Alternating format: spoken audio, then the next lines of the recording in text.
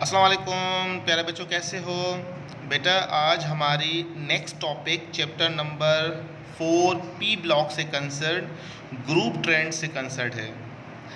याद रहे बेटा, ग्रुप ट्रेंड हम एस ब्लॉक में तफसीलन डिस्कस कर चुके।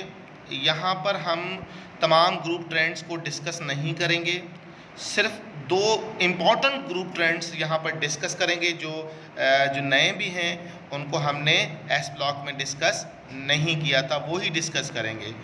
दूसरी बड़ी इम्पॉर्टेंट बात कि ग्रुप ट्रेंड पी ब्लॉक में याद रहे बेटा, रेगुलर ट्रेंड शो नहीं करता है। और रीज़न क्या है? बहुत सारे रीज़न में से एक रीज़न बेटा स्टेट है। यानी आपको पी ब्लॉक में कहीं लिक्विड मिलेगा, कहीं सॉलिड, कहीं गैस, तो जाहिर बात एक रेगुलर वेरिएशन आपको नहीं मिलेगी। चाहे मेल्टिंग बॉइलिंग पॉइंट की बात की जाए, चाहे इलेक्ट्रोनेगेटिविटी की बात की जाए, या फिर आयोनाइजेशन पोटेंशियल की बात की जाए, या फिर इंटर एटॉमिक फोर्सेस भी चेंज होंगे, अगरचे एटॉमिक फॉर्म में हो या कि मालिकुलर फॉर्म में, जैसे कि आपको फ्लोरीन, क्लोरीन, ब्रोमीन वगैरह जो है वो आपको मालिकुलर फॉर्म में मिलते हैं। तो इंटर मालिकुलर फोर्स भी इनका क्या होता है बेटा? ऑब्वियसली चेंज, ये भी रीज़न है। उसके बाद मेटालिक करैक्टर भी रीज़न है कि metallic down the group metallic character increase होता है, तो जाहिर बात है कहीं मेटल कहीं नॉन मेटल हो तो दोनों में क्या होगा? ऑब्वियसली मेल्टिंग बॉइलिंग पॉइंट का फ़र्क होगा।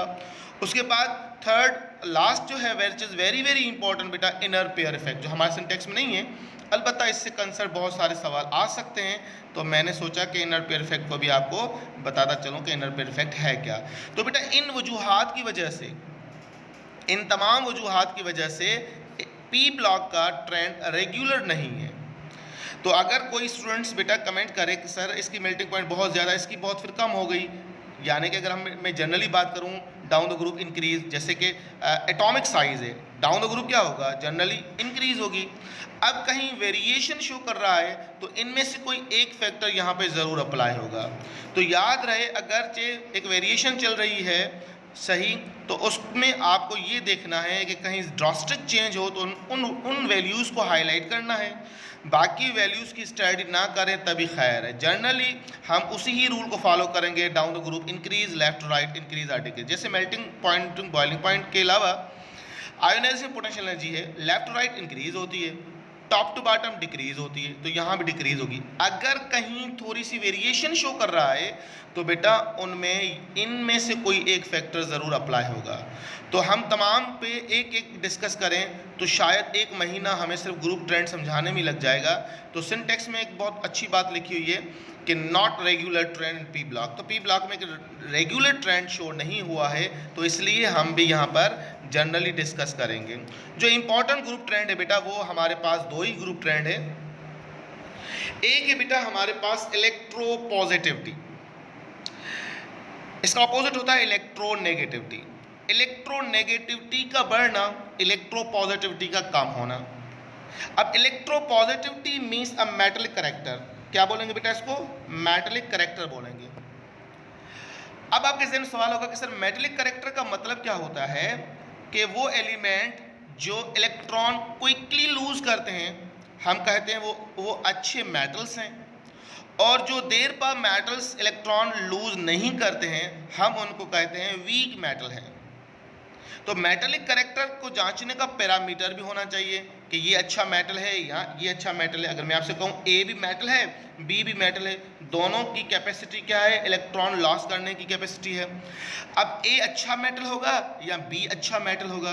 तो मेटल को जांचने का जो पैरामीटर है वो क्या है बेटा? Electron population. तो यहाँ पर एक फार्मूला में लिखा है, metallic character inversely proportional to electron population, यानी कि इलेक्ट्रॉन जितने ज़्यादा होंगे मेटालिक करैक्टर उतना कम होगा।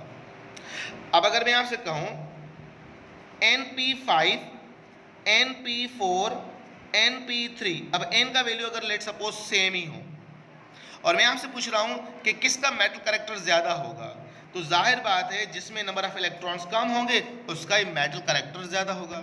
यानी कि पॉपुलेशन ऑफ इलेक्ट्रॉन, यानी कि number of electron valence shell में जितने कम होंगे मेटल करैक्टर उतना ही ज़्यादा होगा। तो पहली बात तो ये कि ये फार्मूला आपको नोट करना है कि मेटल कैरेक्टर जो है वो इन्वर्सली प्रोपोर्शनल है इलेक्ट्रॉन पॉपुलेशन से। अब सवाल कि सर इलेक्ट्रॉन पॉपुलेशन का फार्मूला क्या है? तो इलेक्ट्रॉन पॉपुलेशन का फार्मूला है वैलेंस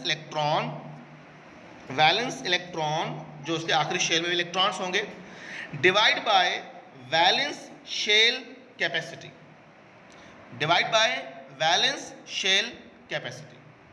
अब यहाँ पर दो एग्जाम्पल हमारे सिंटेक्स में लिखे हुए हैं, हम उनको फॉलो करते हैं। पहला बुरान, दूसरा एल्यूमिनियम। बुरान में 5 इलेक्ट्रॉन होते हैं और एल्यूमिनियम में 13 इलेक्ट्रॉन्स होते हैं। अब 5 इलेक्ट्रॉन का मतलब K में 2 इलेक्ट्रॉन्स आएंगे और L में 3 इलेक्ट्रॉन्स आएंगे। एल्यूमिनियम में 13 इलेक्ट्रॉन्स हैं, K में 2 आएंगे, L में 8 आएंगे, M में 3 इलेक्ट्रॉन आएंगे। यानी इस हिसाब से अगर भी बात की जाए तो कैपेसिटी ऑफ L 8 होती है, इलेक्ट्रॉन 3 है, तो 3:8। यहाँ की बात की जाए तो 3:18 होगा। बात में आई? अब इसका फार्मूला हम उस हिसाब से फॉलो करते हैं। सबसे पहले बुरान की बात करते हैं।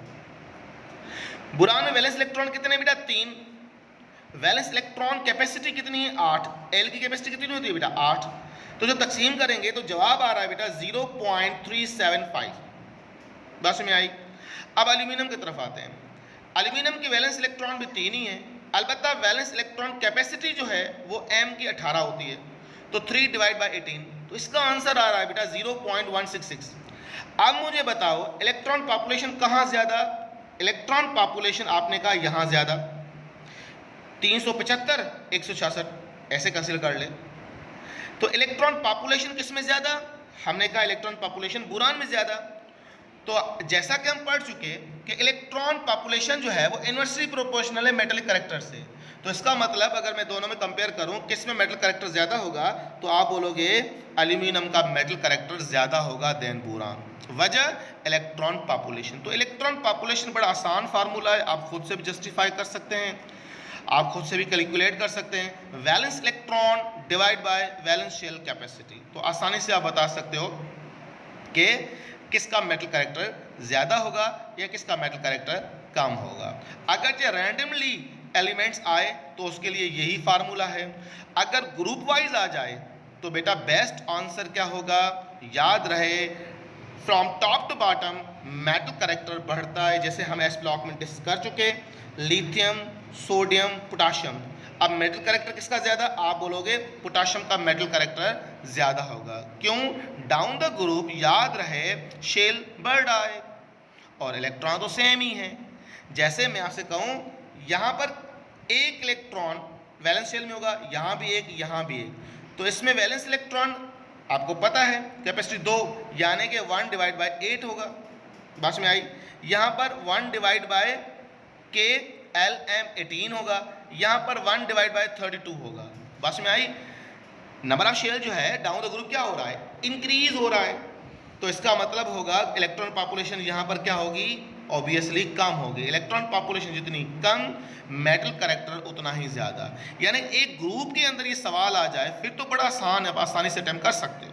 पर अगर रैंडमली सवाल आ जाए अलग अलग एलिमेंट्स हों तो उसके लिए बेटा ये 3 पॉइंट्स आपको नोट करनी है। Metal character inversely proportional to electron population.